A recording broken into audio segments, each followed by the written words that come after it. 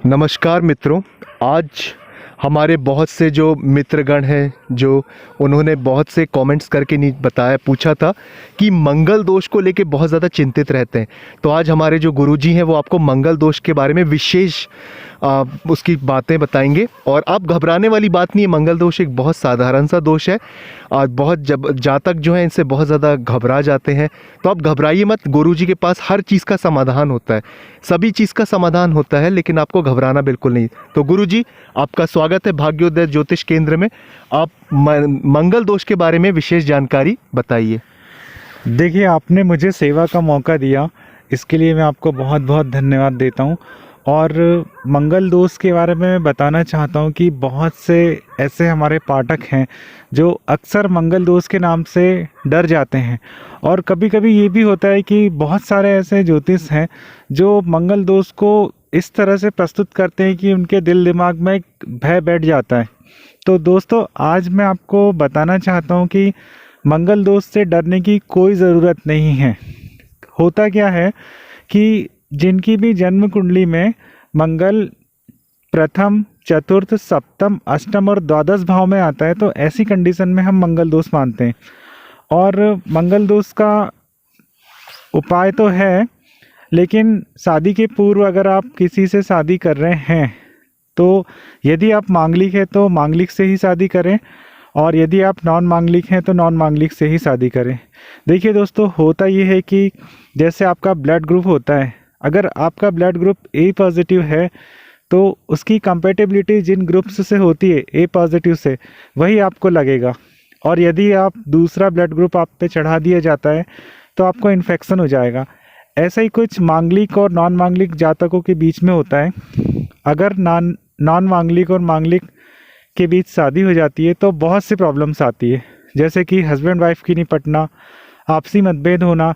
कई बार ये भी देखा गया है कि मांगलिक नॉन मांगलिक की शादी होने पर जो है बच्चा होने में काफ़ी देरी होती है, और कई बार जो है पति पत्नी लड़ते लड़ते कोर्ट कचहरी तक भी पहुंच जाते हैं। तो दोस्तों, बहुत बार ये हमारे साथ होता है कि हमारी कुंडली बहुत अच्छे से मिल नहीं पाती है और उसके बाद शादी हो जाती है, फिर समाधान नहीं हो पाता इस बात का। तो मैं आज आपको बताना चाहता हूँ कि यदि आपकी कुंडली में मंगल दोष है और आपके पति या पत्नी की कुंडली में मंगल दोष नहीं है तो आप उसका समाधान ज़रूर कराइए। देखिए दोस्तों, उज्जैन में मंगलनाथ मंदिर जो है वो मंगल की शांति के लिए काफ़ी प्रसिद्ध है। लेकिन मैं आपको एक बात और बता देना चाहता हूँ कि जहाँ भी प्राचीन शिवलिंग है और भात पूजा सही विधि के साथ हो सकती है, वहाँ पर भी आप मंगल की शांति करा सकते हैं। ये बहुत अच्छी चीज़ बताया गुरुजी आपने, क्योंकि हमारे जो जितने भी मित्र हैं वो ये चीज़ से चिंतित रहते थे कि मंगल दोष की पूजा केवल नासिक, उज्जैन या बहुत अच्छे तीर्थ स्थलों में आप जाइए, घूमिए तीर्थ स्थलों में, लेकिन ज़रूरी नहीं है। मंगल दोष की पूजन जो है बहुत अच्छे शिव मंदिर में आप अपने आपके लोकेशन में भी करवा सकते हैं। ये बिल्कुल आपने सही बात बोली है कि मंगल दोष की पूजा कहीं भी की जा सकती है। वहाँ पे कोई ना कोई प्राचीन शिवलिंग होना चाहिए। जैसे कि ये दिघोरी का नाम आपने सुना होगा, जबलपुर के पास एक स्फटिक शिवलिंग है जो कि विश्व का सबसे बड़ा स्फटिक शिवलिंग है। और जगत गुरु जो शंकराचार्य जी हैं, स्वरूपानंद सरस्वती शंकराचार्य जी, वहाँ पे उनका निवास भी है और उनका बचपन भी वहीं बीता हुआ है। काफ़ी सिद्ध स्थान है। अगर आप चाहें तो आप वहाँ भी मंगल की शांति करा सकते हैं और मंगलनाथ मंदिर में भी करा सकते हैं। और दोस्तों, मैं आखिरी में आपको एक बात बहुत सटीक उपाय मैं आपको बताना चाहता हूँ कि यदि आप मांगलिक हैं या नॉन मांगलिक है और आपकी किसी ऐसी लड़की से शादी हो गई है जो कि आपके अपोजिट है, तो आप जो है महीने में कम से कम 10 दिन तक सोते समय 10 से 12 फीट का अंतर मेंटेन करें। ये अंतर मेंटेन करने से जो प्लानिटरी इंटरेक्शन होता है वो कम हो जाएगा और मंगल से जो दुष्प्रभाव मिलते हैं वो काफ़ी हद तक घट जाएंगे।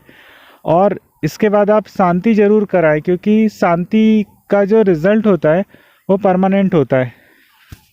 देखिए दोस्तों, जो मंगल की शांति का एक सबसे अच्छा उपाय है कि पति पत्नी जो है महीने में 10 दिन तक एक दूसरे से कम 10 फीट के अंतर में सोएं। इससे क्या होता है कि जो प्लानेटरी इंटरेक्शन है वो काफ़ी कम हो जाता है और मंगल से रिलेटेड आप किसी प्रकार की जानकारी चाहते हैं, चतुर्थ मंगल, सप्तम मंगल, जो कि आपको परेशान कर रहा हो, आपकी पत्नी मायके चली गई हो या पति की तरफ से आप पे ध्यान नहीं दिया जा रहा हो, तो आप हमसे बिल्कुल संपर्क कर सकते हैं। हम आपकी तमाम समस्याओं का बिल्कुल समाधान करेंगे। धन्यवाद गुरुजी, आपका कीमती और बहुमूल्य समय देने के लिए। जिस तरह से बताया कि मंगल जो है उसका एक बहुत बड़ा हवा बनाया जाता है। असल में बहुत ही आसानी से आप इसको विधि विधान से पूजा कीजिए और इसको आसानी से आप जिस भी शहर, जिस भी ज़िले में रहते हो, भारत में या दुनिया में कहीं भी, आप शिव मंदिर में जाएं, पूजा कराइए और ये बहुत ही आसान तरीके से विधि विधान से पूजा के द्वारा इसका समाधान किया जा सकता है मंगल दोष का। आपने टीवी में भी देखा होगा कि बहुत से हमारे फिल्मी हस्तियां हैं, अगर वो आपस में शादी करते हैं तो वो भी मंगल दोष की पूजा करा लेते हैं, मांगलिक और नॉन मांगलिक में, और वो शादी कर लेते हैं।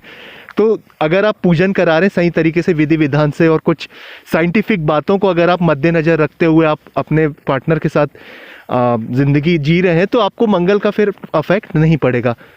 तो बहुत ही अच्छी चीज़ बताएं, मंगल से बिल्कुल घबराने वाली बात नहीं है, हर चीज़ का समाधान होता है और आप कहीं से भी इसकी पूजा करवा सकते हैं।